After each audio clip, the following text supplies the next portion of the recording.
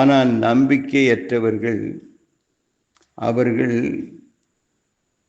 உலக பிரகாரமாக கவலையும், இந்த காரியம் நடக்கவில்லையே, இந்த காரியம் இப்படி நடக்கவில்லையே என்று சொல்லி அதை பற்றி கவலை மனுஷனுக்குள்ளே வருகிறது.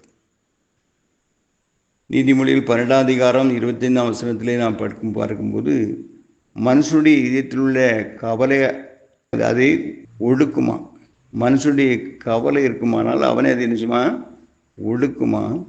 நல் வார்த்தையோ அதை மகிழ்ச்சி யாக்கும். கவலை இருக்குமானால் மனசை அது ஒடுக்கி கொண்டு அவன் வியாதிப்பட்டு ஒடுங்கி போவான். ஆனால் நல் வார்த்தைகளோ தேவ வசனமோ அதை நம்பிக்கொண்டிருந்தால், அதை விசுவாசித்து கொண்டிருந்தால், அந்த வாக்குத்தத்தத்தை பற்றி கொண்டிருந்தால் உனக்கு மகிழ்ச்சி உண்டாகும் என்பதாக சொல்லப்பட்டிருக்கிறது. அது உண்மை.